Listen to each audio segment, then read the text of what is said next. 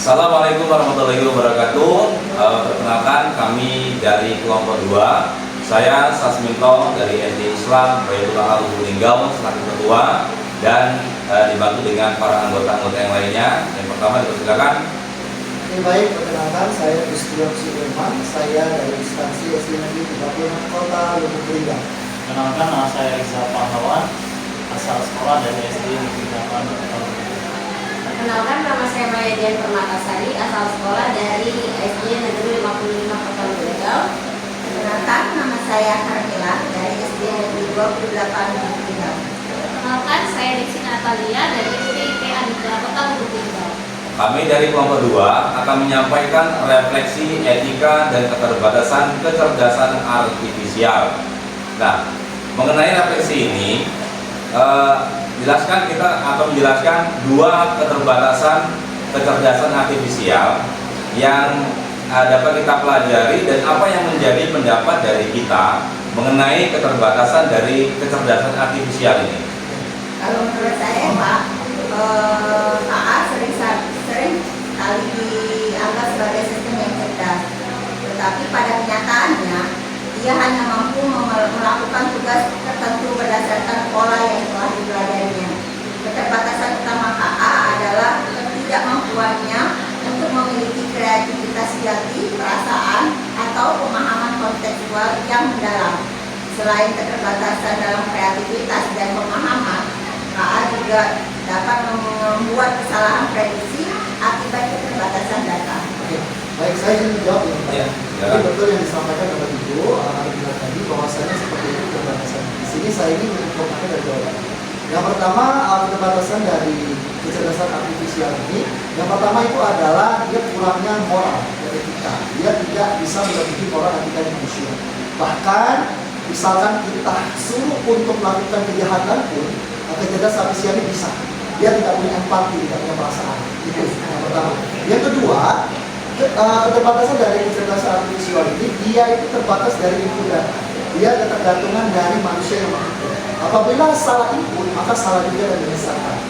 Nah, maka dari itu kita sebagai guru, sebagai pendidik, kita sebagai benteng untuk memberikan sebuah arahan, sebuah masukan, sebuah wejangan kepada peserta didik kita agar tidak salah menggunakan kecerdasan artifisial ini. Agar kecerdasan artifisial ini bisa digunakan sebaik mungkin, bahkan sangat-sangat membantu kita kalau kita bisa menggunakannya dengan sangat baik. Apabila kita keliru menggunakan kecerdasan artifisial ini, maka banyak perselewaran di masyarakat ini banyak disalahgunakan. Terima kasih. Seperti yang kita ketahui, bahwasanya dampak dari keterbatasan yang tersedia, keterbatasan dari kecerdasan artifisial ini adalah dalam penggunaan di sekolah itu kan bermacam-macam. Nah, menurut Bapak Ibu sekalian, bagaimana dampak tersebut dalam penggunaannya di sekolah? Kemudian bagaimana cara kita mengatasinya? Baik, tentunya dari keterbatasan yang ada di penggunaan KA di sekolah, ini tentunya mempengaruhi ya bagaimana kecerdasan artifisial ini tentunya yang digunakan di sekolah. Yang pertama itu ada guru itu tidak boleh hanya untuk mengandalkan KA saja, seperti untuk membuat soal, kemudian materi ajar atau penilaian. Karena apa? Karena ini bisa terjadi kesalahan konteks nantinya dan ketidakrelevanan materi dengan kondisi lokal yang ada di ruangan kita. Kemudian yang kedua, penggunaan kecerdasan artifisial ini harus selalu dikontrol agar tidak memperkuat bias kita. Jadi misalnya dalam program pengelompokan siswa atau rekomendasi materi belajar yang hanya berdasarkan data statistik tanpa memahami kebutuhan dari individual siswa tersebut. Ini kalau menurut saya. Jadi dengan memahami keterbatasan dari kecerdasan artifisial ini, tentunya kita sebagai guru harus selalu berhati-hati ketika dalam menggunakan teknologi ini. Dan kita tetap menjadikan guru sebagai pengambil keputusan utama, dan KA ini hanya ataupun kecerdasan artifisial ini hanya sebagai alat bantu untuk memperlancar kegiatan kita. Ini menurut saya. Benar sekali, izin menambahkan sedikit. Memang benar, dalam kecerdasan artifisial ini memiliki banyak manfaat untuk membantu proses pembelajaran. Namun saya sebagai guru juga menyadari bahwa KA ini juga memiliki keterbatasan yang perlu dipahami terutama dalam konteks penerapannya dalam di sekolah dasar. Nah, salah satu keterbatasan itu adalah KA ini tidak memiliki pemahaman nilai, terus ada konteks sosialnya dan budaya secara mendalam. Nah, jika digunakan tanpa pendampingan guru, maka nanti siswa bisa menerima informasi yang tidak sesuai dengan nilai-nilai seperti nilai Pancasila, budaya lokal, ataupun konteks pembelajaran di sekolah. Nah, selain itu, KA generatif ini juga bisa menghasilkan informasi yang keliru atau menyesatkan, terutama jika data mentahnya itu terbatas atau tidak akurat. Nah, karena keterbatasan tersebut, sebagai guru saya berperan sebagai guru tetap sangat penting sebagai pendamping literasi digital.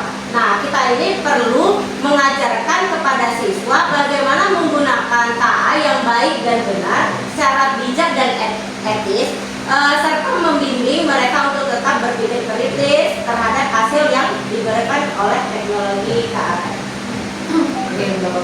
Iya. Ketika kita bicara tentang dampak yang ditimbulkan dari KA sendiri, sebenarnya ada nilai-nilai yang harus kita pegang. Apalagi nilai yang harus kita pegang sebagai seorang guru, apalagi kita guru SD gitu ya. Nah, menurut saya penting bagi kita itu untuk menerapkan prinsip-prinsip penggunaan KA di sekolah. Nah, kira-kira prinsip apa yang bisa kita pakai di sekolah dan agar penggunaan KA ini bisa lebih efektif tanpa menimbulkan dampak yang sangat signifikan buat anak kita. Baik, menanggapi pertanyaan ini, ada dua prinsip yang bisa kita ambil dalam penggunaan KA ini di sekolah. Yang pertama adalah prinsip transparansi, di mana kita sebagai guru harus memahami bahwasanya bagaimana KA bekerja, kecerdasan artifisial ini bekerja, dan bagaimana hasil yang diperoleh.